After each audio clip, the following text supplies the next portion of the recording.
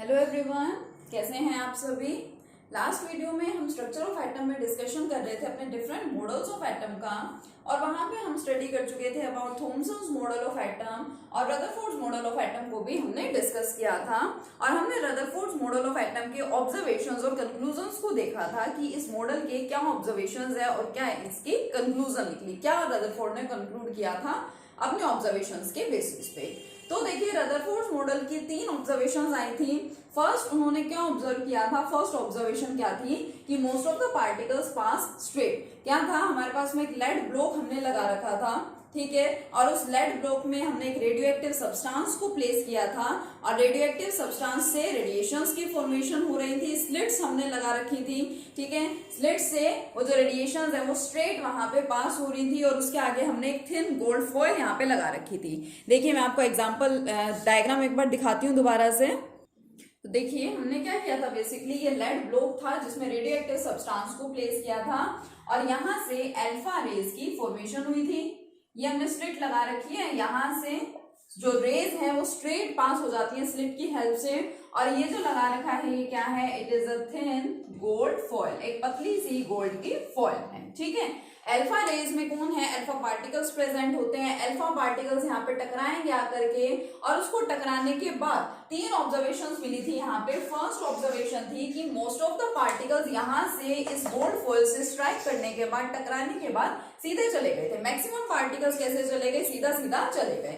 देखिए, पता कैसे चला, सर्कुलर जिंक सल्फाइड स्क्रीन लगा रखी है, फ्लोरोसेंट मटेरियल है, क्या प्रोड्यूस करता है ये fluorescent material, this material produces scintillations. और स्किंटिलेशन के हेल्प से हमें पता चलता है कि कहां कहां पार्टिकल्स आकर के यहाँ पे स्ट्राइक कर रहे हैं। तो first observation, most of the particles तो सीधा सीधा यहाँ से पास हो गए गोल्ड फॉइल से टकराने के बाद। सेकेंड ऑब्जर्वेशन, सम डिफ्लेक्टेड थ्रू स्मॉल एंगल्स। कुछ देखिए आपको यहाँ पे दिखाई दे रही है, थोड़ी थोड़ी आपको डिफ्लेक्शन दिख रही है थोड़े थोड़े एंगल से। तो कुछ पार्टिकल्स क्या हो गए थे, डिफ्लेक्ट हो गए थे छोटे छोटे एंगल्स से, और वेरी फ्यू डिफ्लेक्टेड बैक, और बहुत कम, हजारों में एक, हमने बोला था 1 आउट ऑफ 20,000 में से कहीं कोई एक पार्टिकल होगा जो क्या हुआ था, जो वापस से डिफ्लेक्ट हो गया था। मींस इधर आ रहा है, जाना उसको स्ट्रेट था लेकिन वो देखिए कैसे चला गया, बैकवर्ड डायरेक्शन में दोबारा से चला गया। तो ये 3 ऑब्जर्वेशंस थी। अब रदरफोर्ड ने ये ऑब्जर्व तो किया, लेकिन इस ऑब्जर्वेशन के बाद उन्होंने कंक्लूजन क्या निकाला था। फर्स्ट वाला, most of the particles pass straight, maximum particle सीधा सीधा चले गए थे। तो उसका रीजन मैंने आपको क्या बताया था कि most of the space inside the atom is empty. Atom के अंदर मोस्ट ऑफ द स्पेस कैसा है, एम्प्टी है। क्योंकि सिंपल सी बात है, देखिए जनरल सी बात है, जहां कहीं पे एम्प्टी स्पेस प्रेजेंट होगा वहीं तो पार्टिकल्स जाएंगे। सपोज कहीं पे स्पेस ही प्रेजेंट नहीं है तो क्या वहां पे पार्टिकल्स जा सकते हैं, नहीं जा सकते। तो फर्स्ट ऑब्जर्वेशन का कंक्लूजन क्या था कि most of the space inside the atom is empty. Second, some deflected through small angles, छोटे छोटे एंगल से वो डिफ्लेक्ट हुए थे। उसका रीजन क्या था कि जो अल्फा पार्टिकल्स है उन पे पॉजिटिव चार्ज होता है, alpha rays are positively charge. और अगर देखिए ये पॉजिटिवली चार्ज पार्टिकल्स जा रहे हैं इधर, ठीक है, और इनके सामने एक और पॉजिटिव चार्ज वाला आ जाए तो आपको पता है सिमिलर चार्जेस में रिपल्शन होती है। ये चार्ज इस चार्ज को रिपेल करेगा और उसकी वजह से ये अपना पाथ डेविएट कर लेगा और थोड़ा सा डिफ्लेक्शन शो करेगा कि जाना इनको सीधा था, लेकिन कुछ पॉजिटिव चार्ज एटम के अंदर प्रेजेंट होता है जिसकी वजह से ये जो पार्टिकल्स है ये छोटे छोटे एंगल्स से डिफ्लेक्ट हो जाते हैं। And last, very few deflected back. इसका रीजन क्या था, इसका कंक्लूजन उन्होंने क्या निकाला कि एक heavy body is present inside the atom.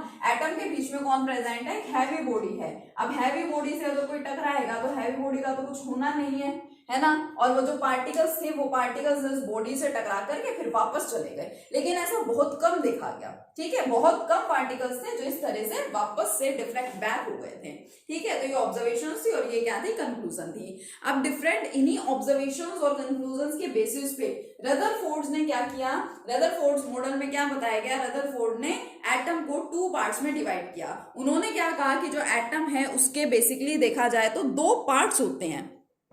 देखिए 2 पार्ट्स कौन कौन से बोले उन्होंने। First one is the nuclear part, means जहां पे न्यूक्लियस प्रेजेंट होगा। मैंने आपको कल बताया था कि this model lets to the discovery of nucleus. इसी से ही क्या हुई थी, डिस्कवरी हुई थी न्यूक्लियस की। कैसे, रदरफोर्ड ने बोला कि ये जो हैवी बॉडी प्रेजेंट है सेंटर में, ठीक है, इसी हैवी बॉडी को क्या बोला जाता है, न्यूक्लियस बोला जाता है। ये हैवी बॉडी न्यूक्लियस ही है और कुछ नहीं है।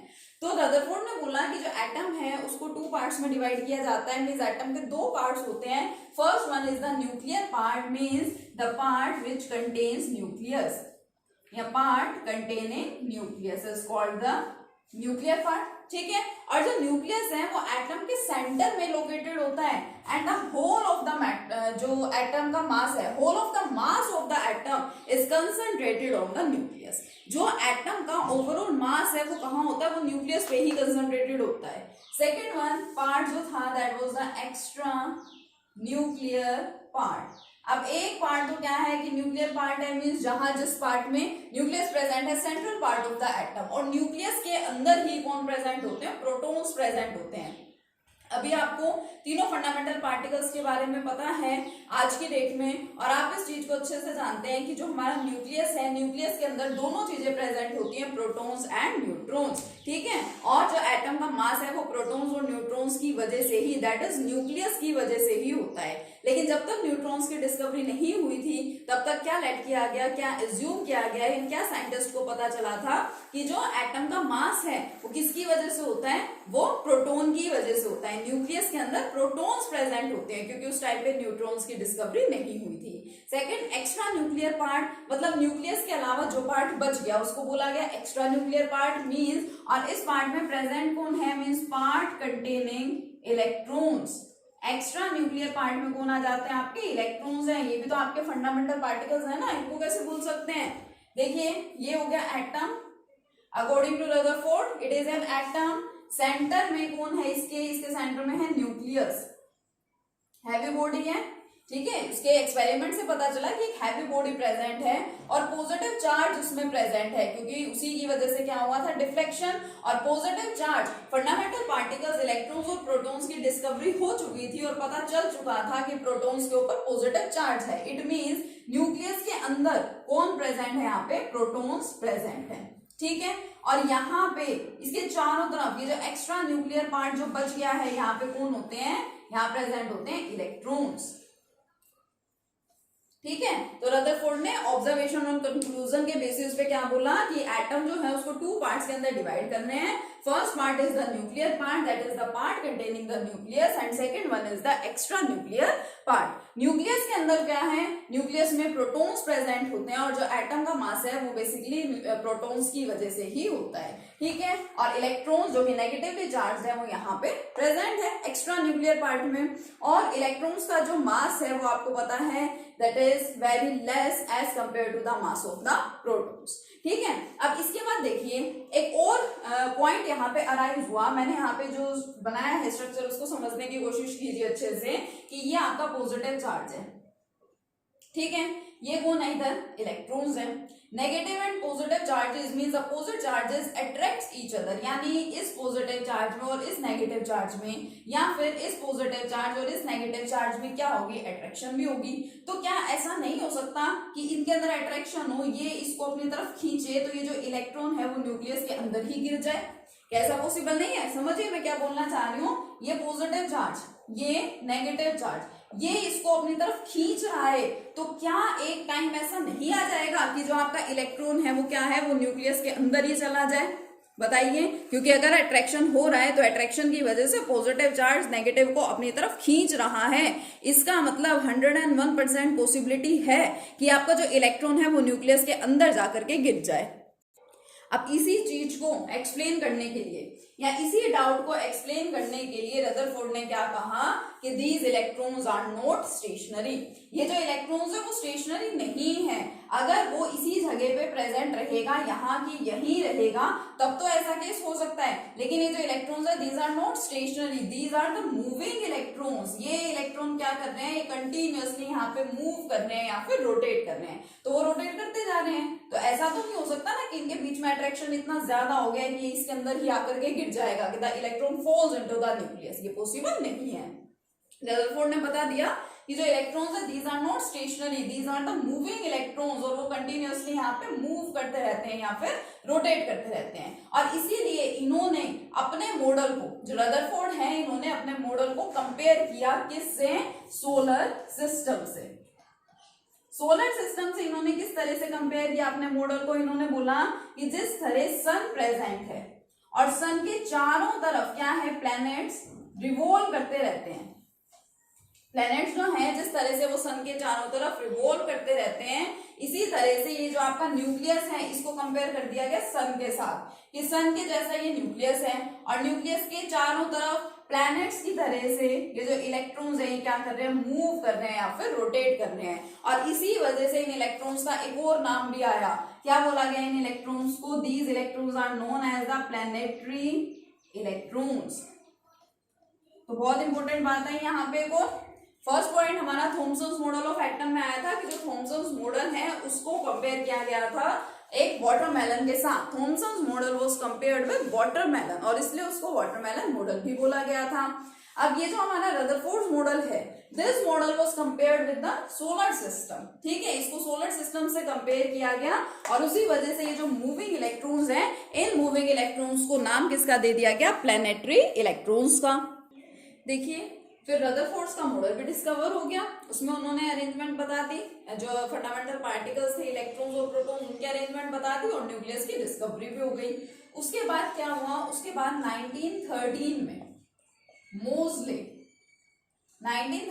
मोज़ले क्या कर रहे थे, एक एक्सपेरिमेंट परफॉर्म कर रहे थे to find out the exact quantity of charge, to find out the exact quantity of charge on nucleus. तो जब न्यूक्लियस की डिस्कवरी हो गई तो उसके बाद 1913 में मोज़ले एक साइंटिस्ट थे जो कि एक एक्सपेरिमेंट परफॉर्म कर रहे थे, किस लिए, to determine the exact quantity of charge on the nucleus. Nucleus के ऊपर एग्जैक्ट कितनी क्वांटिटी चार्ज की प्रेजेंट होती है इसको फाइंड आउट करने के लिए मोज़ले एक एक्सपेरिमेंट कर रहे थे। तो उन्होंने क्या देखा, अभी हमें रदरफोर्ड के मॉडल से ये पता चला कि एटम का जो मास है, ठीक है, वो किसकी वजह से है, क्योंकि इलेक्ट्रॉन्स का मास तो ऑलमोस्ट नेग्लिजिबल है as compare to the mass of the protons. तो उन्होंने कहा कि जो एटम का मास है वो किसकी वजह से है, वो सिर्फ प्रोटॉन्स की वजह से ही है।